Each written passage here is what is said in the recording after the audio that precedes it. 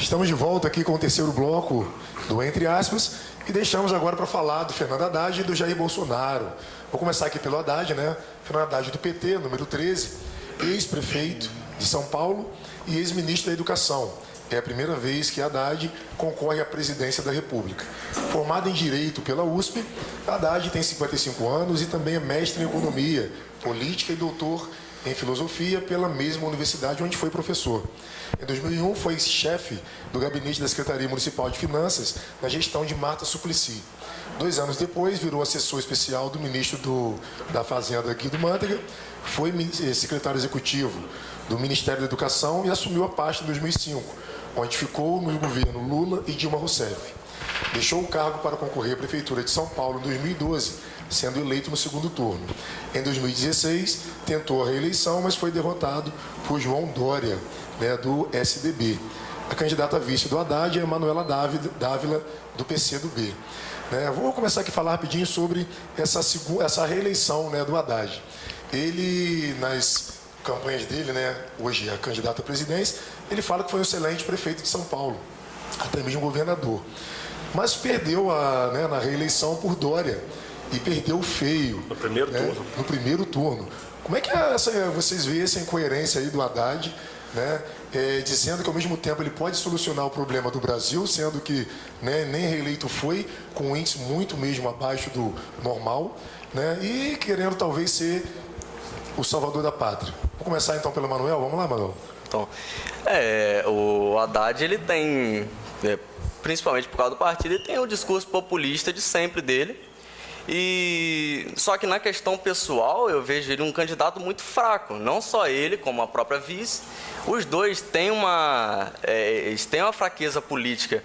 Só que o que sustenta eles, no caso, é justamente o Lula. É o próprio Lula que sustenta a candidatura deles. Porque, como eu falei, por si só, eles não conseguiriam bater os resultados que eles estão batendo agora. Então, é aquele negócio, é um partido que está enfrentando demais a questão da corrupção, está passando por ela e está cada vez mais se prejudicando por isso e afundando cada vez mais o partido. Então, é um candidato que há de se pensar muito a ter um voto à presidência. Inclusive, antes do presidente Lula realmente ter a candidatura dele rejeitada, a Haddad estava com 6%. E depois, hoje, se eu não me engano, ele está batendo 19%, na última pesquisa. Então, realmente, agora eu vou direcionar ao Matheus. Você acha, Matheus, realmente, claro, houve essa grande diferença, antes de Lula realmente ser embargado e agora com o apoio do Lula ao Haddad. Você acha que isso realmente, o povo brasileiro, ele entende que o Lula continua com a mesma força? Você acha que se realmente fosse o Lula, ele estaria batendo 19% ou estaria com maior porcentagem? Bom, acho que é inegável a força política que o ex-presidente Lula tem, a despeito de condenações e de processos aos quais ele responde. O que eu acho dramático e triste para a nossa democracia é ter um candidato que, na verdade, é o preposto de um condenado. É muito triste que um partido político não aproveite a oportunidade que teve, com todos os escândalos que aconteceram, de se reinventar e insista em uma candidatura que afronta as decisões judiciais, que afronta a lei da ficha limpa, que é uma lei de iniciativa popular, e agora traga um candidato que, na verdade, não é candidato de si mesmo, é candidato de outrem. É de alguém que está preso, condenado, não pode participar da campanha. E é triste também que o PT tenha como grande projeto hoje a sobrevivência do partido e não a recuperação do Brasil. Portanto, eu acho que, na minha modesta opinião, e respeitando qualquer posição contrária, eu acho que não é uma candidatura que vai nos levar a um caminho melhor do que aquele que a gente está trilhando hoje. O Pablo Sérgio? Bem, primeiramente, foi um fator na questão da reeleição do Haddad que eu vejo que foi o próprio clamor popular naquele momento, criado pelo próprio PSDB e PMDB, com ambição de poder, na qual ali teve ali a cassação da Dilma, veio várias correntes políticas voltadas e manipulando uma sociedade, né, que você teve lá o panelaço, com tudo isso, né, veio levar com que o PT prejudicasse toda uma campanha do Haddad. O Haddad é um candidato muito qualificado, tem uma experiência enorme, portanto você leu aí o currículo dele. Inclusive eu tenho sérias críticas jurídicas também da própria Lava Jato, do momento que foi constituído e a forma que está sendo conduzida a Lava Jato, isso é claro. Tá? E aí eu vejo o Lula hoje sendo realmente um preso político em várias divergências, doutrinárias também. Tudo bem, vamos aí até divergir muito juridicamente, portanto que está aí vários doutrinadores no país afora aí mostrando isso, né, em termos até internacional, mas que eu vejo que hoje para o nosso país, não ter o retrocesso e, claro, discutir o processo democrático de direito, hoje o Haddad sendo o nome indicado pelo Lula e o próprio partido, que, contudo, o próprio PT é um partido com muita corrente doutrinárias dentro dele, muitas correntes políticas, e ali eles se debatem. Isso acontece interessante, muito isso, dentro do próprio PT. Né? Portanto, você vê direto aí, até alguns saíram, né? Foi aí ver a questão do pluralismo voltando nisso, sendo que o Haddad, hoje, na minha opinião, a Manuela também, uma jovem, começa com uma nova divergência, não tendo uma grande experiência política dentro do executivo, e até mesmo teve um procedimento dela mais no legislativo, mas que, para o nosso país, não havendo um retrocesso, eu vejo hoje um grande candidato para buscar, principalmente, a questão econômica, e sendo aí num cenário indicado pelo próprio Lula. Eu sou, como eu te falei, eu sou suspeito de falar. Eu acho que aqui a gente tem que deixar bem claro para quem está nos ouvindo, que é a opinião de cada um. Cada um tem sua opinião, como o pessoal de casa que está nos ouvindo aqui vai formar sua própria opinião. É para ajudar a você decidir o teu candidato.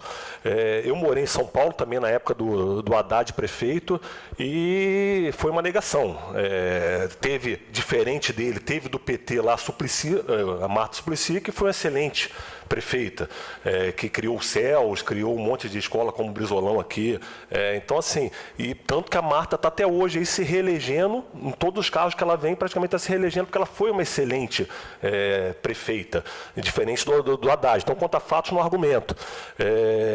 Fico muito triste um partido tão grande como o PT, de tanta importância nacional, ficar focado em um só nome.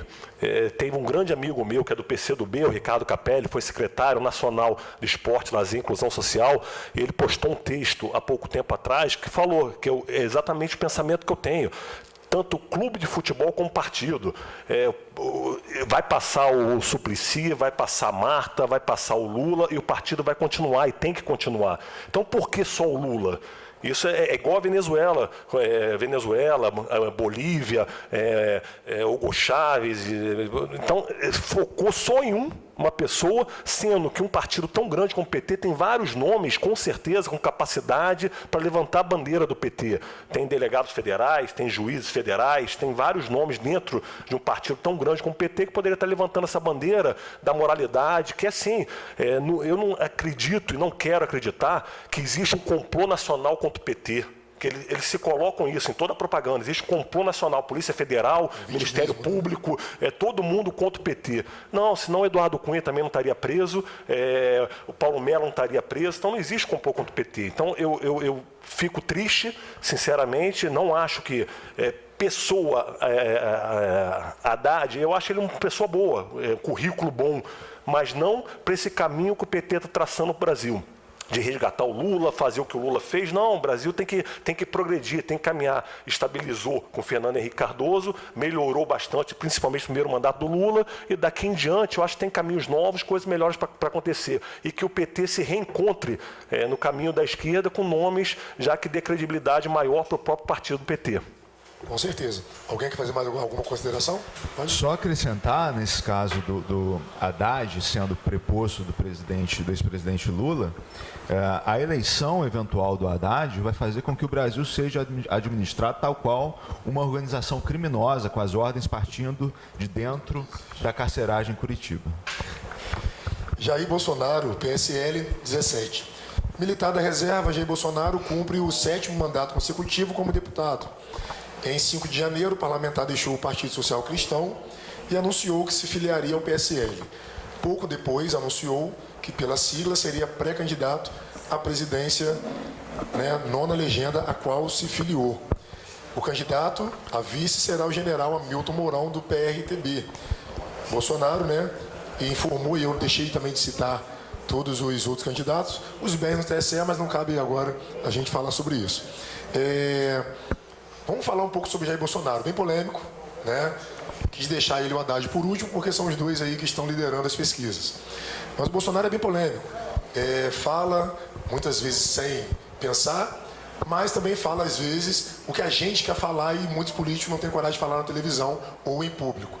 Como vocês veem o Jair Bolsonaro vindo como novo, apesar de estar esse tempo todo como deputado, mas vindo como novo, e novo no sentido de candidato à presidência. Vamos começar então pelo Roger, que terminou essa sessão, e a gente volta aqui. Olha, primeiro, voltando na minha primícia, o quê? Ficha limpa, isso daí é importantíssimo. Qual o meu problema, qual o meu medo do Jair Bolsonaro, bem sincero? Que ele nunca foi executivo, ele nunca executou, ele nunca administrou. Então, esse é um problema que eu acho seríssimo, mas que fique claro o seguinte, o Jair Bolsonaro está no segundo turno, ponto. Que sirva de alento, ou que sirva para as pessoas, principalmente a área política, ficar atento que o Brasil está cansado, o Brasil está pedindo um basta. Principalmente corrupção, de moralidade. Então, possa ser que as pesquisas estão mostrando isso, que no segundo turno ele não consiga, dependendo com o adversário, porque provavelmente a gente vendo aqui, analisando o que pode acontecer no segundo turno, muito provável que o Ciro Gomes se junte com o Haddad no segundo turno, é muito provável. Então, assim, que vai ser difícil o Bolsonaro no segundo turno, vai ser complicado, mas que sirva para as pessoas ficarem atentas que é um candidato que precisa hoje, o Brasil está pedindo um choque político.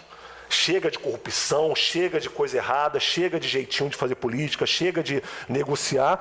E a preocupação maior, agora falando como é o meu pensamento como político, a governabilidade que nós falamos, que não ia ter problema Geraldo Alckmin, pela quantidade de partido, pelo centrão que ele está, teria mais facilidade em aprovar leis, aprovar o que o Brasil precisa, e o Jair Bolsonaro, com esse jeito dele, de ser mais incisivo, de ser mais duro, que com certeza ele chegando à presidência, ele vai ter que manter essa postura dele de não abrir concessão, não abrir...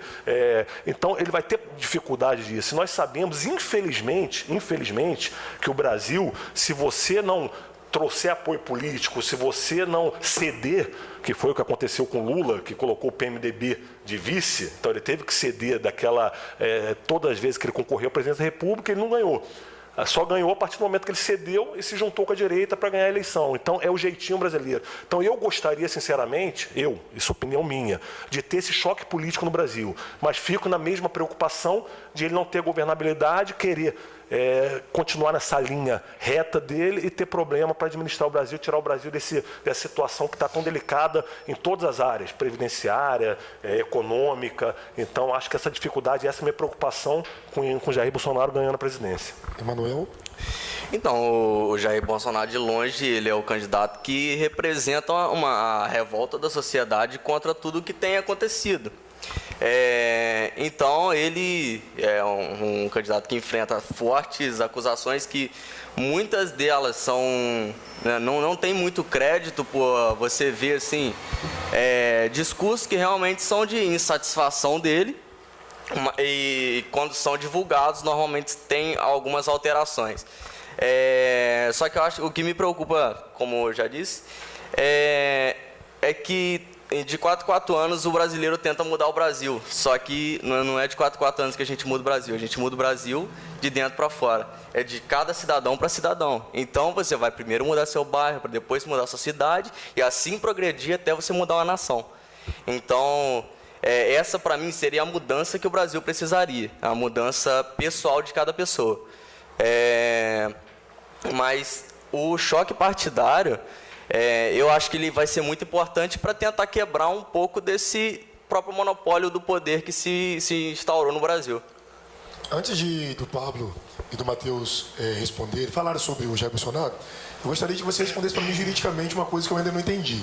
A grande mídia e a maioria delas, esquerdas, dizem o seguinte, que o Bolsonaro, né, inclusive ele responde no STF por injúria, né, apologia ao crime, desculpa, ao estupro e à injúria, por afirmar que não estupraria aquela deputada Maria do Rosário.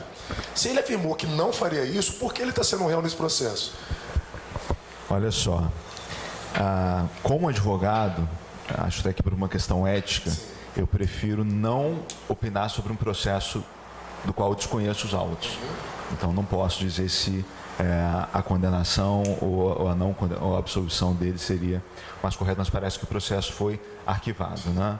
Bom, é para continuar já? Pode continuar. Bom, primeiro aspecto para mim, eu quero lembrar, você disse, eu sou advogado, estou ao lado de um colega advogado, nosso presidente da OAB está aqui presente, e eu sei que a advocacia só é livremente, plenamente exercida no Estado Democrático de Direito. Portanto, qualquer candidatura que flerte com o rompimento da democracia, para mim, deve ser rechaçada de plano e veementemente. O Jair Bolsonaro, ele é um sintoma.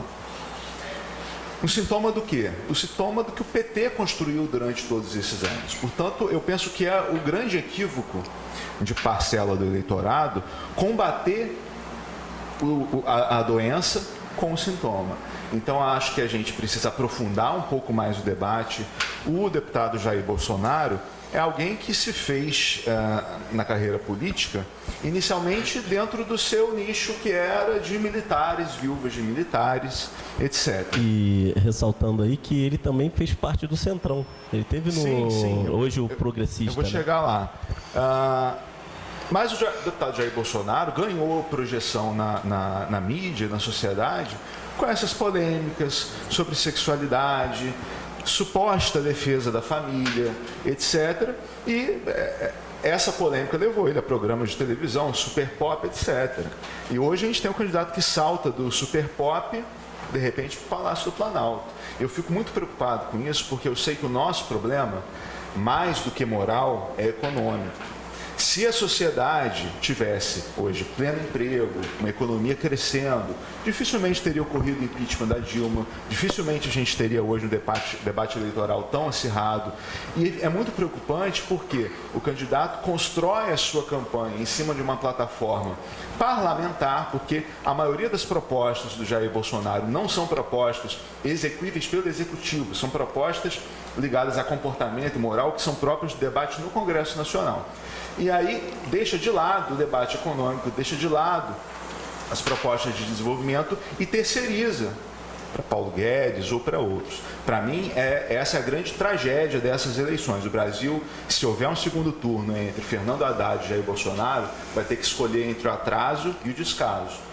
Dificilmente a gente vai construir algo de positivo nos próximos 4 anos se esse caminho for adotado. Eu gostaria que as pessoas fizessem uma reflexão e olhassem as outras opções para tentar construir uma terceira via que seja mais favorável para o nosso desenvolvimento social.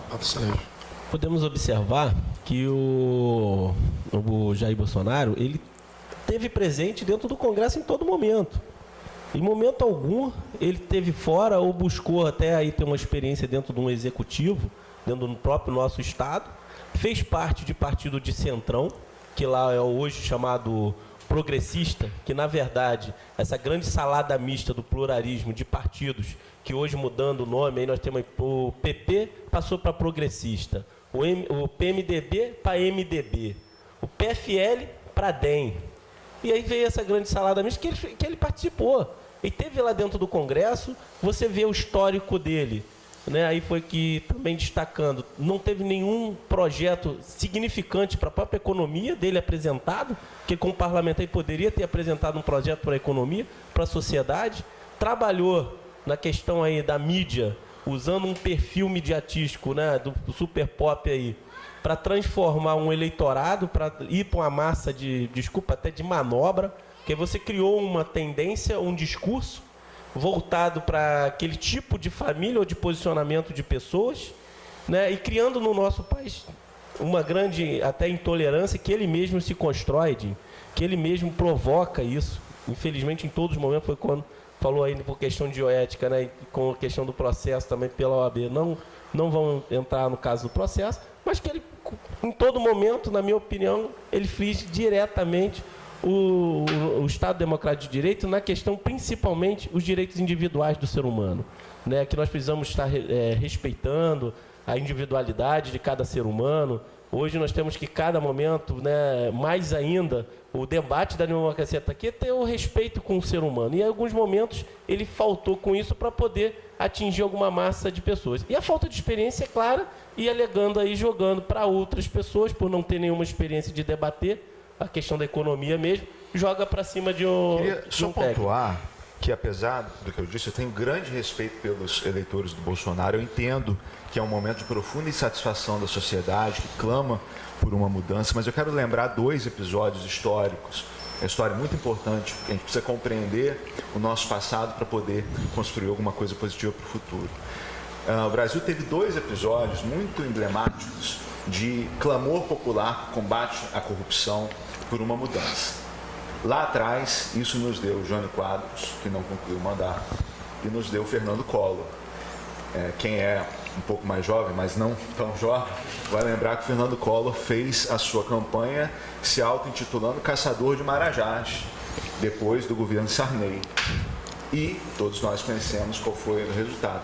O que acontece é que, quando existe revolta popular, naturalmente, sua história nos mostra em vários países, surge um líder que capta esse sentimento popular e usa disso para lançar sua plataforma política.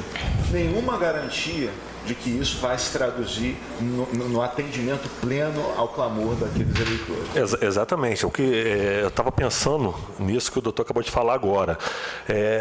A nossa democracia é muito recente, muito nova, comparado com os Estados Unidos, comparado com outros países já anos à luz. E a gente está sempre procurando o salvador da pátria, estamos sempre procurando aquela pessoa, não procurando ver o projeto político.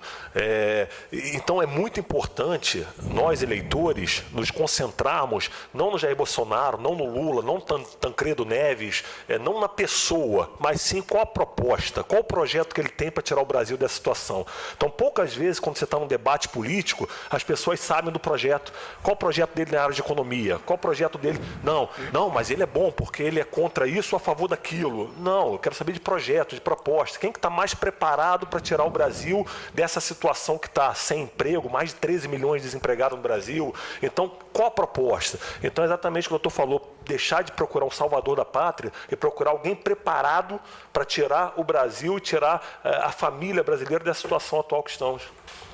Então, eu acho importante ressaltar também que muitas vezes a gente fecha os olhos para isso.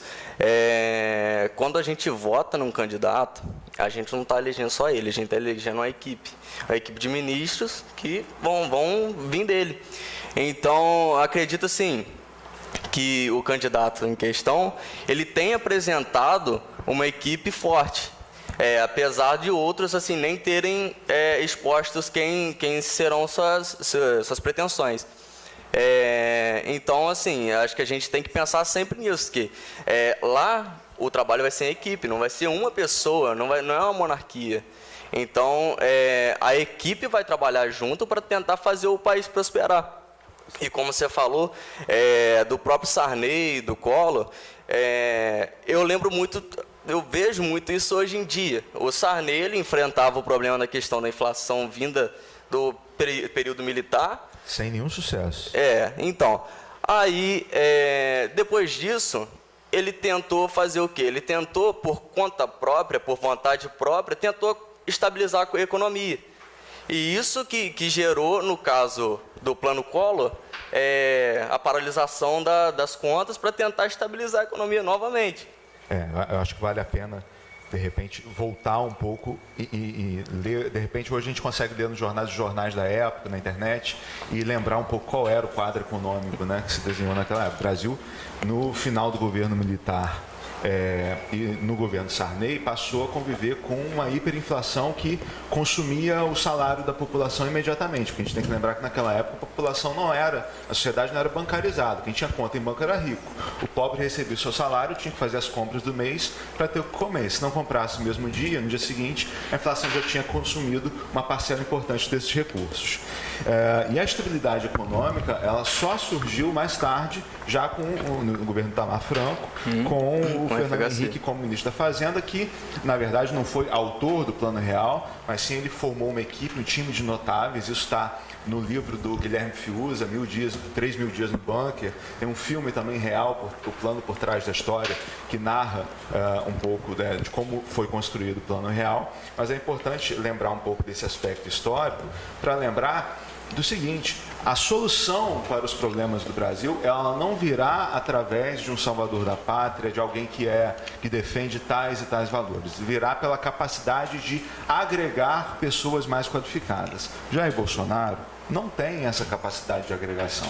O Paulo Guedes, que é o alardeado economista que sustenta a campanha dele, que potencialmente seria o ministro da Fazenda, é um acadêmico, um homem que tem sim muita experiência, mas não foi experimentado na gestão pública. A gente não conhece efetivamente quais são as propostas que seriam implantadas por ele. E tem que lembrar também, eu queria só fazer essa colocação para você, porque eu tive também 18 anos, e a primeira vez que eu votei no Lula. E nessa eleição do Lula, eu me lembro que era emocionante você sentir que finalmente alguém do povo, que conhecia o sofrimento das pessoas mais pobres, tinha chegado ao poder. Lembrar que naquela época, sobre o Lula, não havia qualquer acusação.